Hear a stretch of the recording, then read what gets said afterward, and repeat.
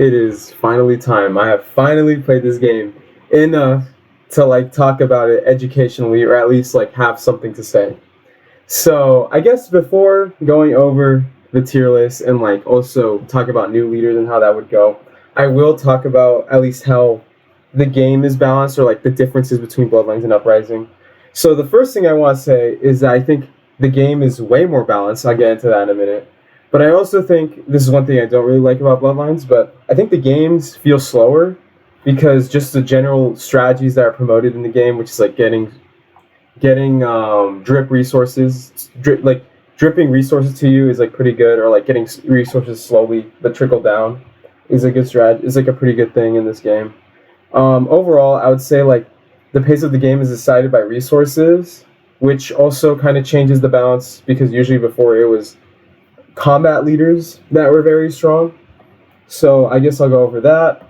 First thing I want to go over is that, like, out of like the many changes, that passive leaders are a lot stronger in this game than in Uprising because there's like way more ways to deploy. So now those passive leaders actually have ways of like getting a combat that could synergize with their objective and then get a point. So that's actually really good.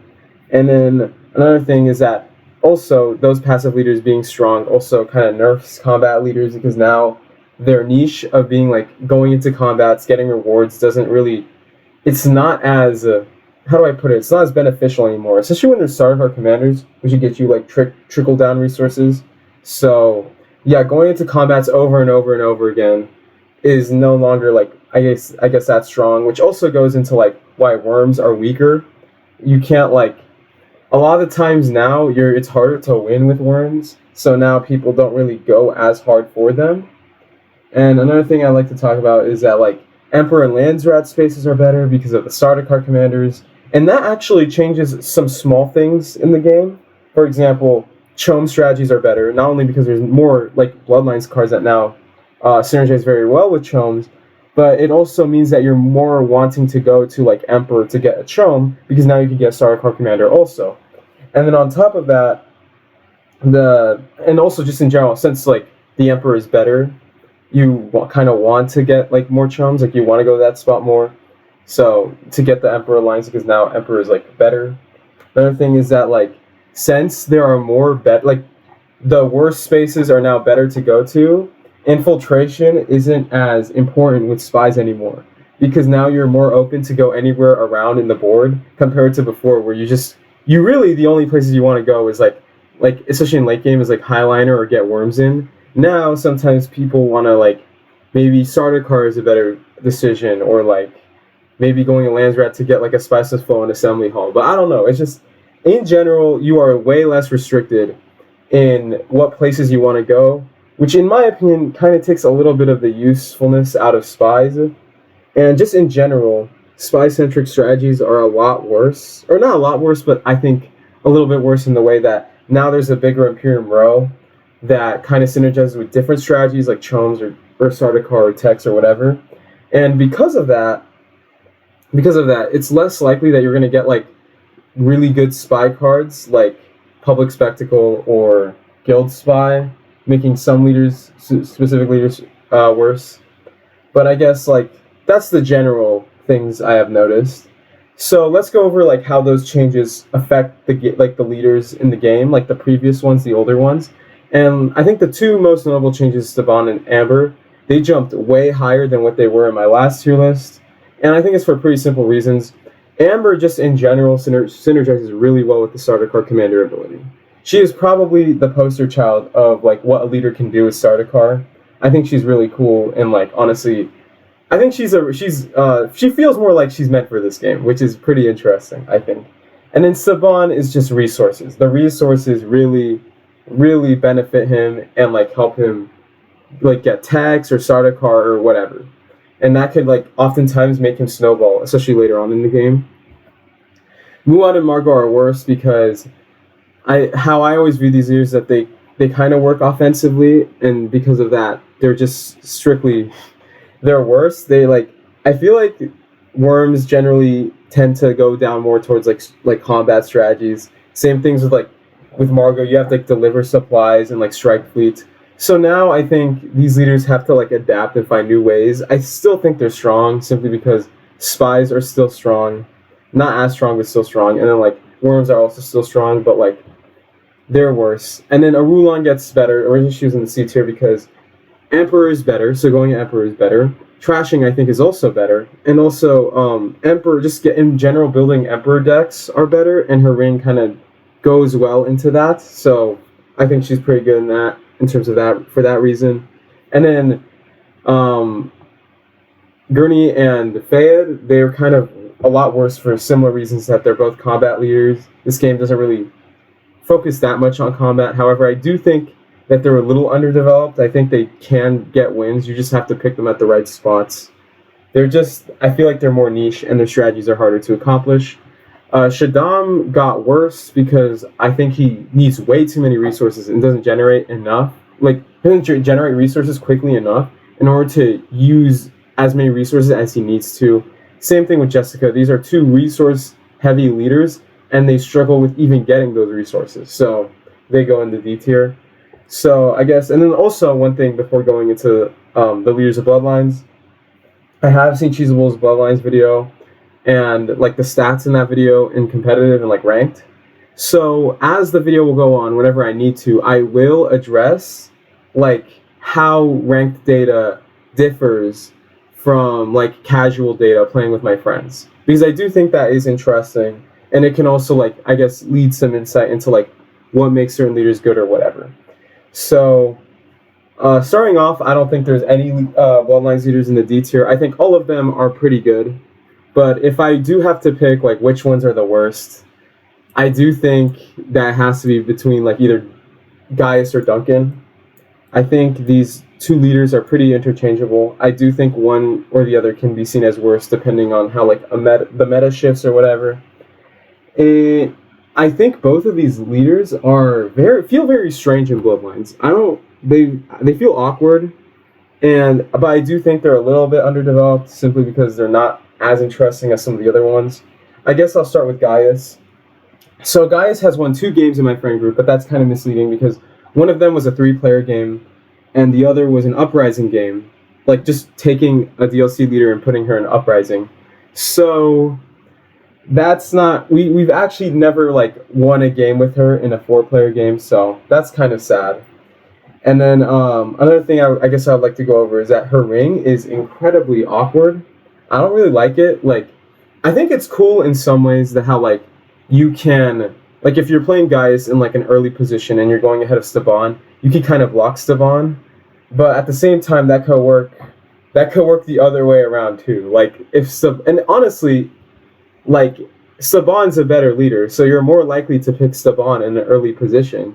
So being Gaius in a later position against Staban is horrible. Your ring is kind of useless because like what else are you gonna use it?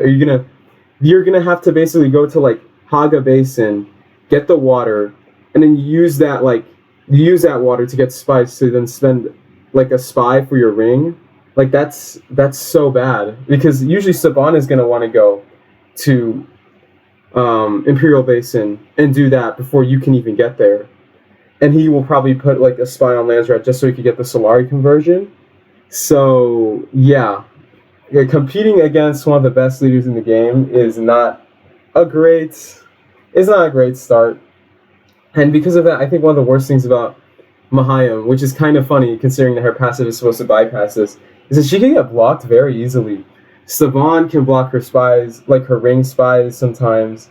And also, it's so easy to stop her because all you have to do is just go to Espionage, and Espionage is a good space. Like, Espionage a lot of the time is the only way she's able to like get consistent spies on the board. And if you just take that away from her or just go there before she can, she struggles a lot. Like, it's not good.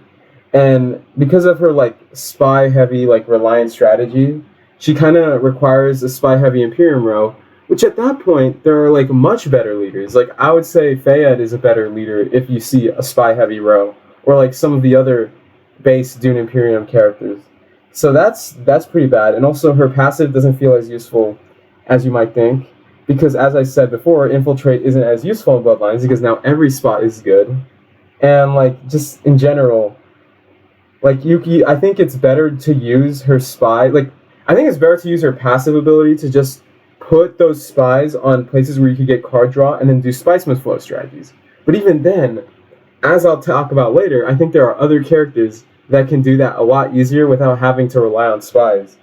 So she's just, I don't think she's good. I think she's kind of bad.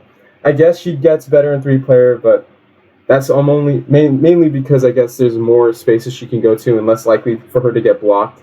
But that's about it. Moving on to Duncan. Duncan has no wins. Actually, Duncan in my friend group is doing a lot worse than Mahayam. She just, every time this leader has been played, he's just lost. And in theory, I think Duncan's passive is supposed to conserve Solari so he could get like potentially 1 to 2 Sarkar commanders. But that doesn't feel that good when a lot of the other leaders in the game, especially the better leaders in the game, can very consistently get like 3 commanders or 2 like commanders easily.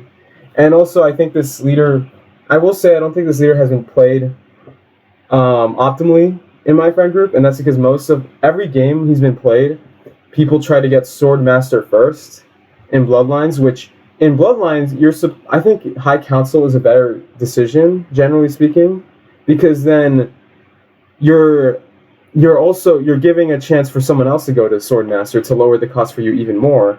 And also just techs are that good to the point where you probably want to get the discount at High Council before you get Swordmaster.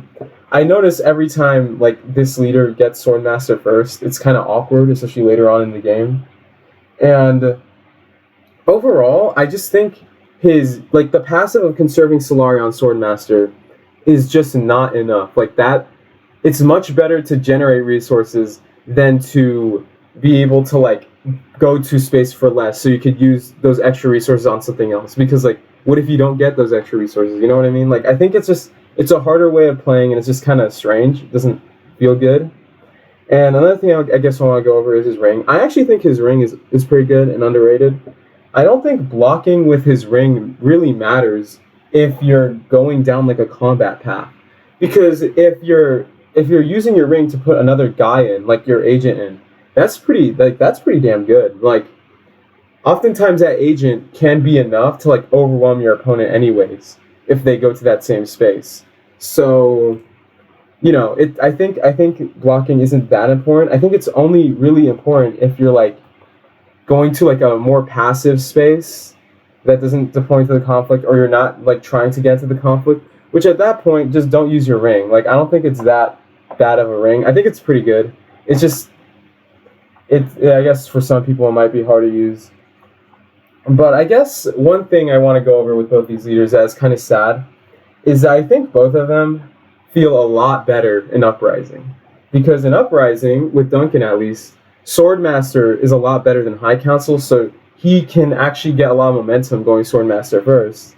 And also, in that game, combat is more important, so he's more able to, like, I guess, sneak out wins in that game. And it's also easier for him to like steamroll weaker leaders. And then with Mahayam, the spy generation and the infiltration is so much more useful.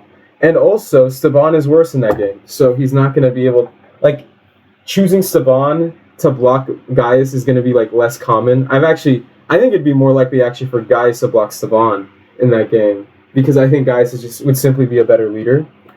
And I think the results show, at least within my friend group, considering that every time these two leaders are played in Bloodlines, they do horrible. But the one game they were played in Uprising, Duncan got second and Mahayam got first. So I do think these leaders, sadly, just feel like they're in the wrong game. But moving on to the B tier, I think the next character I'm going to talk about is actually the next 2 characters I'm going to talk about are Steersman and Piter. I do think these leaders are a little bit more interchangeable, but I guess Piter is slightly better simply because my friends think he's better, and also the results in Cheesables videos probably also say that he's like better. But I guess starting with Steersman. Steersman's a pretty good reader. I think he's actually a little bit underrated, especially in my friend group. He has won multiple games, but also lost multiple games. I think most people tend to like overreact how bad his nav cards like can be sometimes. Like, I have friends who are like, oh, if you get the bad nav cards, you basically like the game is unplayable. I disagree. I think you can still sneak out wins even if you have bad nav cards. And also he's not as reliant, in my opinion, in position as compared to like what some of my other leaders, what some of my other friends think. Like some of my friends think he's only viable in first position. I've played him in second position and almost won the game. I didn't win the game, but I almost did, and I also had trash nav cards during that game, and I almost also won the game. So I actually don't think he like he's as bad. Like getting the bad nav cards and like being in a bad position that isn't like as bad as a lot of people think. I also think like having no signet ring is secretly a blessing in disguise because you start with a smaller deck, which you can fill that deck up with stronger cards in some ways. You don't have to trash as much as some other leaders, so that's pretty good. And also I think the main also his passives like I let's talk about his passive first. I think his passive is actually not the best. I think in a game, the most you're ever gonna be able to like take advantage of that passive is like twice, because it's just so hard to get like three or more spice in a maker board space because spice is so important in this game. So like people are just gonna drain it. So like I feel like the most lucky anyone has ever gotten with taking advantage of that like passive is in a game where there was Steersman and Esmar, and there was so much spice on the board that Steersman could just get a second use out of it and get a card draw because he went to 2 Siege. But I guess like going over, I think the real main issue of this leader isn't the nav cards or the position he goes in. It's the fact that like after you use all your nav cards, you're basically playing a leaderless, like you're playing leaderless basically. Because usually by the time you get all your nav cards, it's so late into the game that there's no more spice left on the board to use your passive. So you basically have no abilities. You have to end the game really quickly. And I've noticed the best games of Steersman are the ones where he gets points and just keeps getting points nonstop and tries to end the game quickly. And the worst games are the ones where he doesn't get enough points early and he kind of like flatlines. And I think that's what makes Steersman difficult. I think Steersman, the most difficult thing I think with him is trying to prepare for the late game. And I think every time you play this leader, you have to prepare for when like everything is used up. And because of that, I also don't think he's that much better. He also doesn't produce a lot of resources compared to the other leaders. That's kind of not the best. He's a little inconsistent. I do think this leader does do good in 3 players simply because the passive is more useful. And I guess just moving on, I'll just move on. I think he's good, but I think Piter, I guess, is a little bit better. I hate this leader, Piter. I think he's a weird leader, and I think one of the reasons why I hate him so much is because he's not very accessible to new players. The reason why I say that is because both games that this leader has won have been cheated because of multiple reasons. First, the first time this leader has won, we just kept drawing intrigues. Like the person who was playing Piter kept drawing intrigue cards from the main intrigue deck after Piter's intrigues were done. And then the second game, it was a misunderstanding on how suspensor suits work. And that's because the player kept putting in troops when he either like got a conflict where he got intrigues or when he drawed an intrigue card at the start of every round, which that's not how it works with the tech. And as a result, I just really don't like this leader. In general, intrigues are my least favorite aspect of these games because they're fun. I think they're a big reason why the game is fun, but they also they just lead to like such inconsistent and strange ways of playing the game. And I think also another thing that weirds me out about this leader is that he has an insanely high win rate in Cheesables video, in spite of having like average popularity. And because of this, I actually thought that Piter might have potentially be an S tier leader, because how I viewed it is because before making this video, I also believe that suspensor suits work the way I believe suspensor suits work differently with Piter compared to other leaders, and I thought maybe that was the reason why he has a low popularity but such a high win rate, because whenever this leader shows up in the draft, and also that tech is on the board, then that basically equals like a Piter win because that would be so strong. But apparently that's not how the tech works. So I guess he's not S tier. So just in general, just a very bizarre wheat leader. I don't like him. Um, I do think I would place him above Steersman simply because my friends think he's better, and also because competitive play shows that he's like pretty good. And also another thing I like to talk about is that even though Suspensor Suits doesn't work in the way that you want it to work when you're playing Piter, I still think Piter does really good with certain techs. Like Suspensor Suits and Advanced Data Analysis are both really good techs to have with this leader because it's just they both work good together. Another thing I guess I like to talk about is I like his ring. His ring feeds into like his intrigue deck, which has like a lot of mechanics of like destroying troops, which I think that's cool. I will say secrets can be a little bit annoying against this leader, but that's the thing. One of the fun things I think about this leader is that oftentimes there's so many intrigues in the game that people just keep going to secrets and everyone's just stealing intrigue cards. So I think that's a little fun. But it could be bad. It could feel bad if you're playing Piter. You have good intrigues, and then you get a good one stolen because you couldn't filter out the bad ones from like the Piter deck. So that's pretty rough. And I genuinely have no idea why this leader does so good in competitive. And I genuinely also don't understand why people think he's fun. But anyways, next leader I want to talk about is Chani. And Chani, I think, is an extremely underrated leader. Her abilities and like her leader card are also very deceptive because she's also, in my opinion, a very imbalanced leader in terms of like how like her whole package kind of comes together. There's the resource track, which is kind of mid. A lot of people have already spoken like how this thing isn't that good, but I still think the resource track is better than what general people think because that one spice or that one water you get from the resource track can come in clutch, especially if you're like doing really good with Chani, and you're like, so I don't think it's that bad. I just think it's mid. Okay, not the greatest.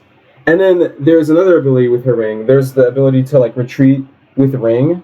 That's basically worthless. I think it can situationally matter in some cases where you kind of like wanted to see someone and then go into another conflict that's more important.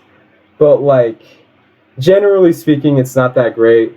Revealing in this game, I think like retreating on reveal is so much better. Like with what Amber has, because the Sardaukar commanders work so well with that. But I will say the one thing that makes her good and makes her above like all the other leaders I just spoke about is getting 2 influence on Fremen and then using a water to draw 2 cards. That is so good. I know it requires 2 influence on like Fremen, but at that point just go second position.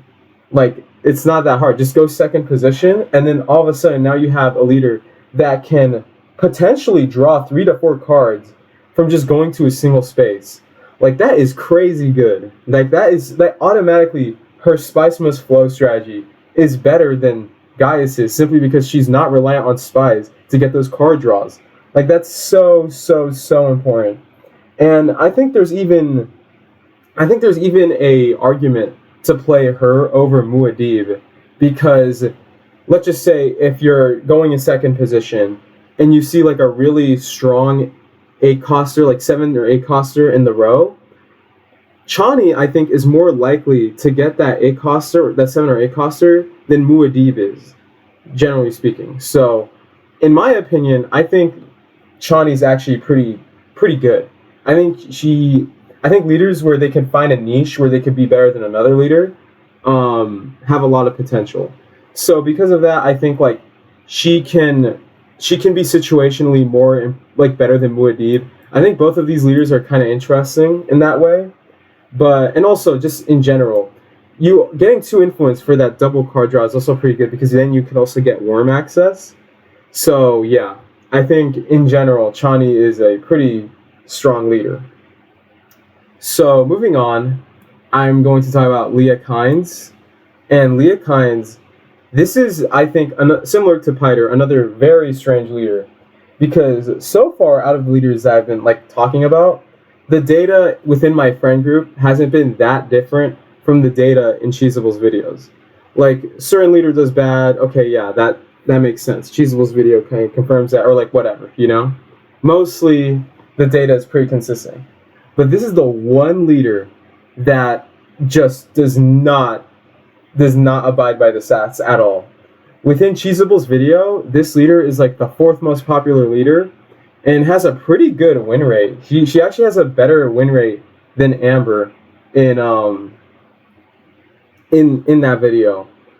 But within the games I've played with my friends, she has like the worst win rate of any leader. She actually has a worse win rate than Lady Jessica.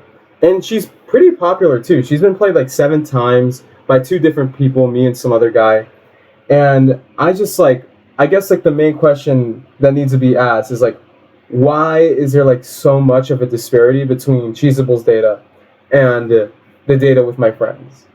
And I think like one of the possible reasons is that the games I play with my friends don't allow, we've been playing most of our games without draft, and that could be a reason. Like maybe in a restricted environment where you can't play the most optimal leader at any point, Leah would be better.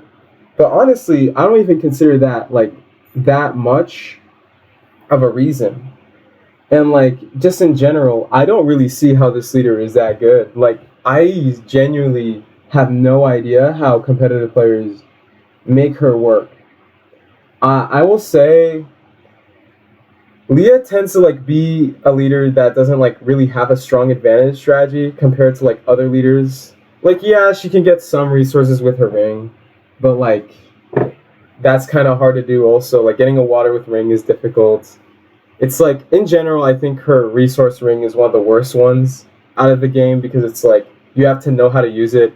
Speaking of which, I think this leader is also the hardest leader in any Dune game to play. I think she's harder than Eliza Ikaz from Rise of Ix, and I think she's like 4 ticks. She's definitely way harder than Tessia or any other leader I've played in any of the Dune games. But going over like her more, I do think this leader is overrated, and I don't understand. Yeah, it's just like I think. Wow, like I think her ring is good. It can help with chomes, but it's like, it's so average compared to the other leaders, in my opinion, and the other Bloodlines leaders. And on top of that, her passive doesn't, like, to me, her passive doesn't seem very good. So the alternative for getting worms, in my opinion, isn't that much better than getting worms. I think there's arguments that her passive, like the alternative to getting worms, is actually worse than just getting worms, because you're sacrificing half the spice of a board space for trashing and like an intrigues, which are good, but like you often still get those benefits with other leaders if they get a worm into the conflict, and at the same time they're probably getting a victory point from it too, because you could also get like a double bump.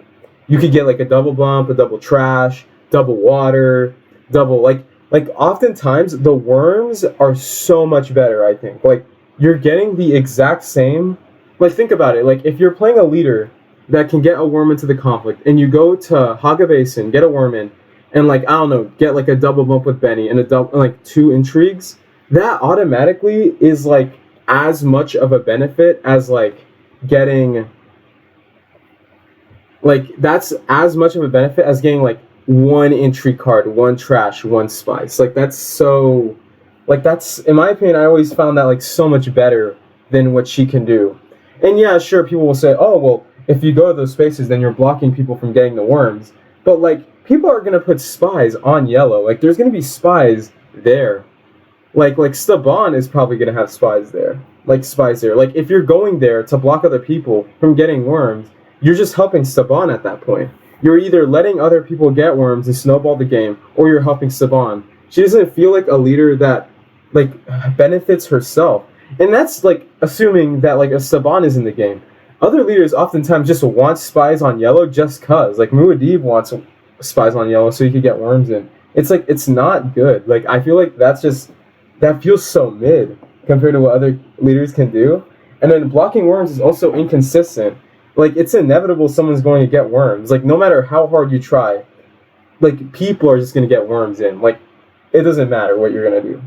And on top of that, like I think she can also get so messed up by luck. Like I think she benefits most when there's like a lot of walled conflicts. There are some games where every tier 2 conflict is not walled. Like all of them are not walled. And then by the time you get to the tier 3, someone breaks the wall.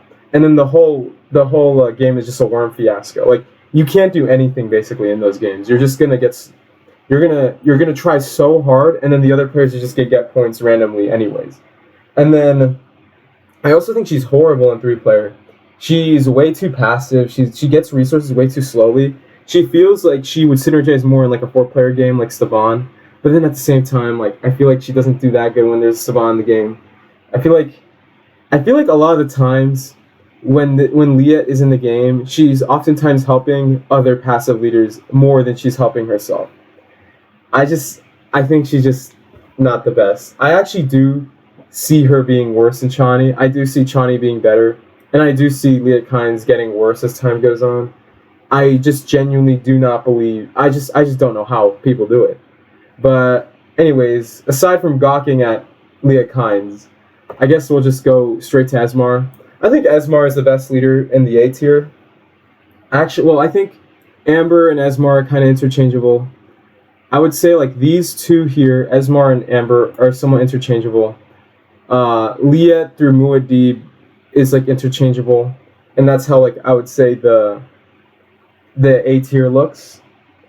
But going over Esmar, this is another leader which, similar to Leah Kynes, has much worse results within my friend group compared to competitive ranked play, and also less popular too in my friend group than in competitive ranked play. And to me, he just feels like a worse Coda. Like, and I also do think it's interesting how most of the games where Esmar has lost, there was also a Coda in the game. So I don't recommend playing Esmar in a Coda game for reasons I'll go over once I talk about Coda. But I do think he's good. He can get early high council. That's pretty strong. He probably has my favorite signet ring in the game, which is like taking a spice from a makerboard spot and just giving it to himself. I think that's so cool. You're basically taking resources away from the other players, and you're giving it to yourself. I think that's great. However, I do think the ring is also, his ring can also like put a spice on his own siege, which is like, I don't like that. I think that's not the best play. Usually you want to take bonus spice, but I think one thing that I don't like about him is that his ring and his passive almost feel anti-synergistic in the way that his passive puts down a board space that has spice on it. So oftentimes, whenever you're playing Esmar, you're helping a lot of other players that also want resources, because now you're adding a spot that generates spice also. So like now leaders like Steersman can more easily get a card draw. And that's one thing I don't like about him. You're often times helping a lot of other leaders, and then everyone else has like so many resources because of that.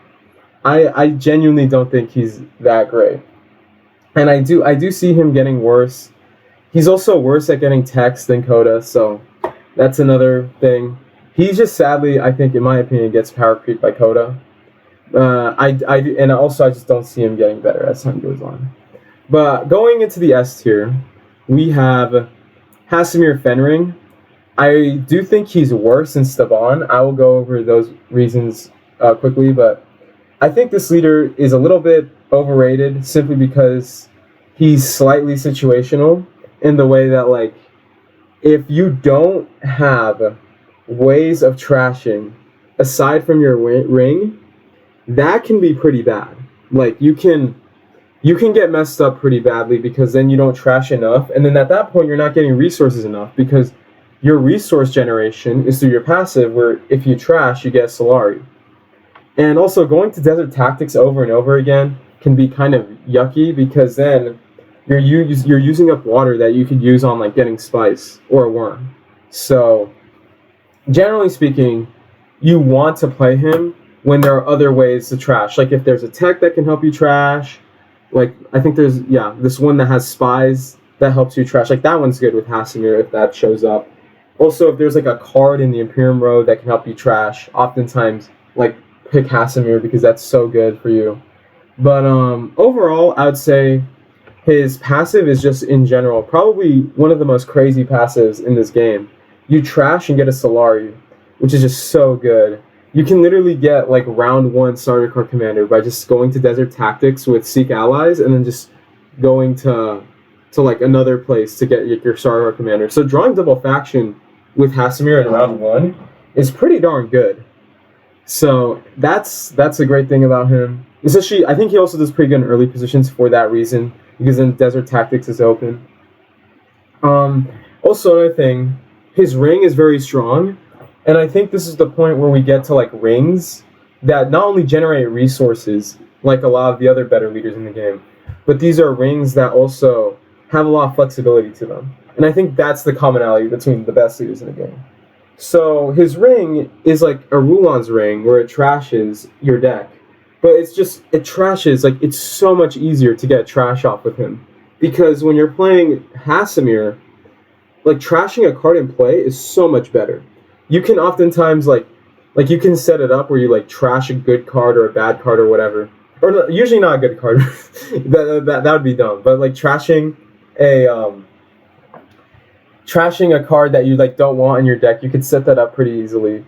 And just in general, and also just trashing with Hasimir is so good because it's always beneficial. It always gives you Solari. With a Rulon, trashing oftentimes is only good if you're trashing like a 1 persuasion card or something like that. It's not the best. So I think Hasimir kind of no-diffs her in terms of the trashing department, especially since his passive is so good. And then on top of that, his other option, if you don't want to trash something in your play area, also another thing too, trashing from play area is so good. Like trashing from hand is worse because you get lower persuasion, like that can hurt your persuasion. Trashing from play is so much better because you can like purposely play a bad card and trash it. But like moving on, Deep Spy on Emperor synergizes so well. Like it synergizes so well with Emperor cards. It synergizes so well with other strategies.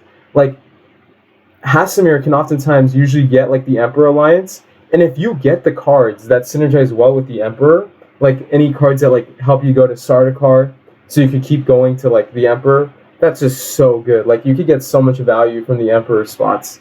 So his ring, in my opinion, is incredible. I do think he can be put in a bad situation. He could like trash too much or trash too little. So because of that, I don't think he's always good. I do think it's easy to get carried away with him. I do think he requires a little bit of brain power. You can't just like go crazy with him and just expect to win every game.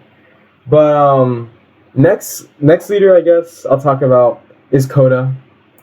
And well, she's the only one I can talk about. So I guess like she's just good. I think she's the best leader in the game. I think she's actually better than Saban. I do see her rising for multiple reasons.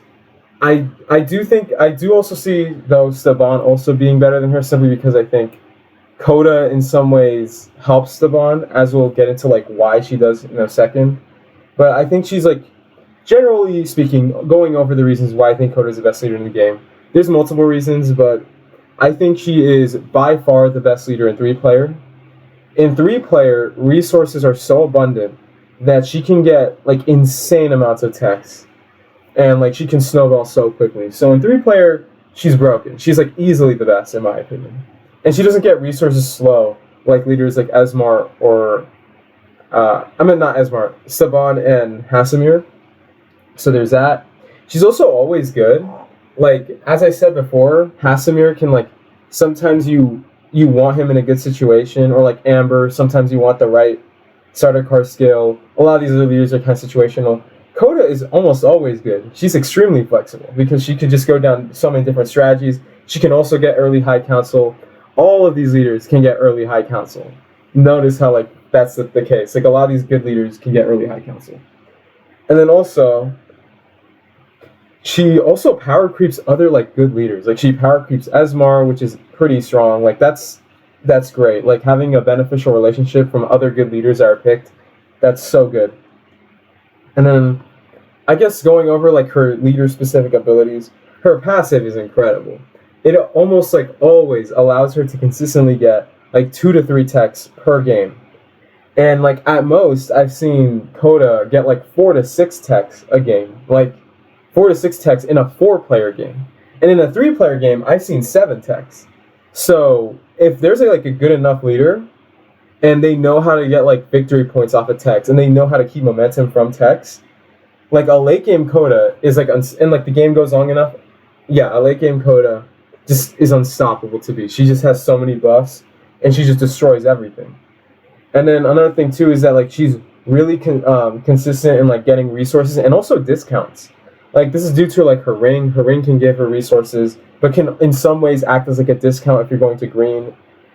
She could also get like early high council, which can help with like getting discounts on techs.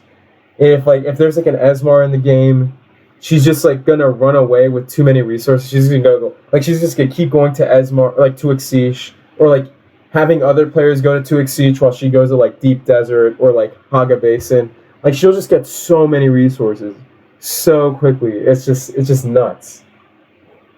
So yeah, she basically no diffs Esmar. Esmar is cringe compared to Coda. He's the Giga Beta male compared to her. She's the Giga Chat or whatever. And then she's probably like a reason also. This is another point I went over, or I'm gonna go over, and the big reason why I think maybe Staban might be better than Coda, and that is that Coda kind of helps Staban in the way that like Coda needs to keep going to yellow spaces to get resources, but if Staban has spies on those yellow spots, he can get he could get a lot of passive resource generation, and it could also help him with getting like techs or like contesting her. And so I think potentially like Saban, that could be a reason why Saban is so good, simply because like leaders like Coda help him a lot, and Coda is one of the best leaders in the game, so there's that. And then I just think like again going over her ring, just like all of the other leaders in S tier, her ring is so good and so flexible. It's like she can get like it can help her getting techs. It could also like later in the game if you have like a bunch of useless techs that you only got for like the acquire effect, you can just start trashing techs to get card draws and trashing other cards. It's just so good. Like her ring allows her to do so many other strategies than just steal a spice or place a spice or like get a Solari or get some random resource depending on where you go. Like these leaders just they can get resources and just they can do so much. They can play spies wherever they want. They can like they can just do a lot. They have a lot of flexibility and getting resources or whatever. So that will be it. That is my Bloodlines tier list. Please comment down below if you think there's like any changes or anything that should be said. I would say the main things that I have no idea is like why Piter does so good in competitive, why Liet does so good in competitive. I actually think Liet's pretty like honestly she's only this high because of Cheesable's video, so I just want to know how this leader is done. I could probably make a whole video on how this single leader is like just not good, but I guess that's what I want to see. Comment down below, like answer some of the questions I have with some of these leaders. Also comment if you think there's anything that should be different or like any of your opinions on like where certain leaders should be or whatnot. Even though this is of course like the most experience I've been in Bloodlines, there are still a lot of leaders that haven't been tested out a lot, like Arulon. A lot of like the base uprising leaders haven't been tested out that much. But yeah, thank you for watching. Please leave a like, comment if you have to. Thank you for watching.